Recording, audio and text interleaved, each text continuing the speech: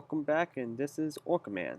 So, Big Truck Pups is a Paw Patrol subseries that came out in Season 9, around the same time as Aqua Pups. Basically, as the name implies, the Paw Patrol, well, gets big rigs, or big trucks. And for those who haven't seen this episode, I'm sorry if you haven't, get spoiler warnings. And with all that said, let's get into the episode. So we begin with the Paw Patrol 2.0. Yeah, they made a new one. I'll make a review. If you want me to make a review on an episode, let me know. No one made traveling down the highway. I was a highway here. With the pups anxiously waiting where they are going. And then they... Come on, Ryder. We can't wait any longer. Yeah! Tell us what the big surprise is. Then lunch. They arrive at a new headquarters. What makes me think it's a new headquarters? Well, if you look carefully, you could see the Paw Patrol symbol on it. It's a small but neat detail. So as the Paw Patrol arrives and questions are asked. This is the surprise, dude? What is this place? Is it a diner? Is it a diner? You'd figure Rubble would ask that rather than Sky. He literally said earlier. And lunch. It reveals that it's a truck stop, and the last time I went to a truck stop, it had a breakfast buffet. So, yeah, the diner question checks out. I understand it. Then we meet a new character for this sub-series. Johnny the Truck! I mean, Ow. And Rubble shows some personality other than liking food, for once. I'm a huge fan of huge trucks. Can I get a closer look? Please, Ryder, please? Anyway, and it is revealed that he and Ryder know each other. Long time no see, good buddy. Good to see you too, Al. Huh. The Paw Patrol movies have been given backstories now, and we got Pups Get a Rubble all the way back. When can we get this backstory? Al's backstory? When? Make this happen? So it's revealed that Al was given this truck by Ryder in this potential backstory-worthy past, and he is the manager of this truck stop. Today, Al is delivering steel beams to the train station.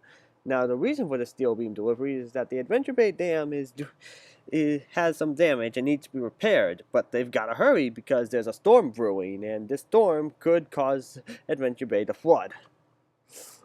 Goodway is in this episode because, as the mayor... So, as mayor of Adventure Bay, it's my civic duty to go along and supervise the repair of the dam. The train moves along, and it turns out an Enderman decided to pick up a piece of the track back, and there's a piece missing. So the train runs over it, and which causes the train to crash. And if there's a disaster in the making, who are you gonna call? Ryder and the Paw Patrol. I'm kidding. Anyway, and now with the emergency, see the Paw Patrol prepared to assemble, and Rubble is back to his old fruity ways. That wasn't the only surprise I had for you today. Cool. Are there pup treats? Not this again! For slapstick for Marshall. The part of the show where Marshall is clumsy for kid comedy. 4.5. What can I say? The Marshall's clumsy stick gets old. Got him. Really quick. So we see the truck stop transform into the Big Truck HQ. And then we get the emergency brief, what the emergency is, blah blah blah. You know the drill. And the theme they deploy with is okay.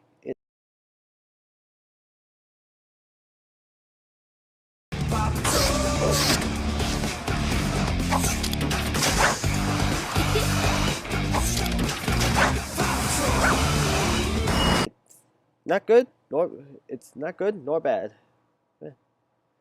And as Johnny the Truck! I mean, Al has already arrived. I don't know how, considering he was on an overpass driving past the wreck rather than being down there. And I'm not sure if you can make a U-turn on this highway, but what do I know?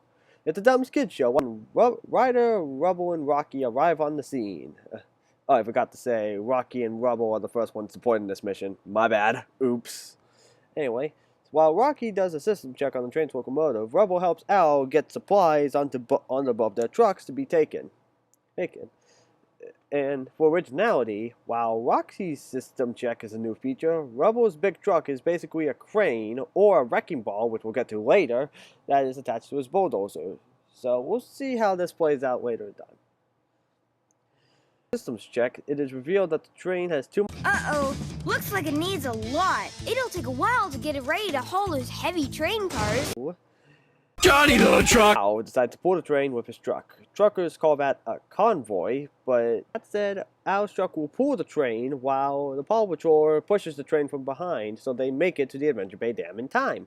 With the convoy en route, they form a single file line across a bridge and run the fog. I don't think fog, personally, is a big issue for trains because they go on one track. It's make it hard to see actual hazards like animals and things like that. Nature. Luckily, a beaver on the tracks was spotted despite the fog, and the convoy was stopped. Unfortunately, the stop caused the train cars to come loose and roll right in the hand, right where Shore, Rubble, and Rocky was, forcing them to go to full throttle to get train back on board. And after a bit of driving, aka a commercial break for airing later, they make it to the Adventure Bay Dam. Yeah. And how do they get through the fog the rest of the way? They use their horn. Let's sound their horns every so often to let whoever's up ahead know we're coming. Great idea, Al. Like playing Marco Polo, trucker style. The Fix-It crew can't make it because there was a landslide. The storm caused a landslide on the other side of the mountain. Ryder, can't you just send someone to take care of that? That's like your job? Helping people is what you do. No?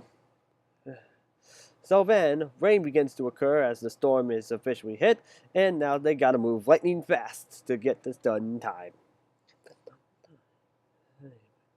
And Rocky is unaffected by the rain, even though it is standard that he hates water. So Rocky getting the MC role for the third movie is even less likely now. If Rocky's Garage wasn't able to do it, there you go. Now, due to being on their own now, the rest of the team, Zuma, Chase, Marshall, and Sky, are assembled to help fix the dam in time. First things first, concrete needs to be mixed up, so while Rubble loads cement into his truck, with Marshall firing a water cannon into the truck, with Rubble then using his wrecking ball to stir it. Alright, and there is a negative point for Marshall's truck just being a large water cannon. Joy. Then Sky transfers steel girders onto the track, which, with Rocky bolts them down, making sure they don't fly off. While Sky's truck is just a carrier for an aircraft, it's at least a jet rather than a helicopter, so no points given to originality this time, because it's still just an aircraft. Then Marshall uses his water cannon to spray concrete around the frame. After that, bricks are moved onto the concrete to seal the deal and patch the dam, while the concrete, due to rain, stays wet to allow for bricks to be attached. After their work is done, another leak occurs. How does this happen? Well, they decide to deploy Zuma to the top of the dam to figure out what's wrong. And it's revealed that the storm blew some trees down, and they begin to slam into the wall at brute force. For this one, it is a large hovercraft with a tow cable. I'll admit the tow cable was more creative than a buoy, so points to them for that, I guess. Yes, but as the trees are trying to be removed, it is revealed that a duck has decided to take refuge in another hole on the other side of the dam. Chase is called in to take care of it using his drone, and I'm going to give another point to originality for this one, because Chase's truck is revealed to be a major police HQ. So I like this side, but it's too late as the new week breaches safe of water, sending Mayor Goodway with it, because... Here's my precious Chicoletta. Mayor, be careful! Chicoletta, try not to cause all the problems challenge. Impossible. Goes to rescue Mayor Goodway, and Rubble follows behind to take care of diverting the water. Sky, Rocky, Marshall, and Al work together using similar tactics they did the last time, without mixing concrete because they still have some left over. With Al instead trying to find the broken chunk of the dam that fell off previously. I feel like Zuma would have been better suited for this role because the chunk fell into the water and he's the water pup. What do I know? Not sure if he could make it down in time. Then, and this concrete this time is quick drying, even though for rain, allowing it to till the second breach while the bricks are placed, making rather than simply melting down, wearing down like liquid concrete and mixing into the water. Meanwhile, Chase uses his winch again to get a good way out of the river, while Rubber puts rocks onto the canal to displace the water, and the water is displaced and the town is saved. Close call. And the dam is repaired, with Al being a new member on the main team. While on this subject, Al's truck had the number 23 before he joined the Paw Patrol, so yeah, timeline is confusing. Deal with it. With that said, that is the first episode of Big Truck Pups. What do I think? 6.5 out of 10. Slight logical errors and lacking some originality, but nonetheless a neat little episode. If you made it to the end, thank you for watching, and I hope you enjoy whatever you watch next. If you want to talk to me, you can find my social links in my channel description, and with that said, have a great day, and Orca Man out.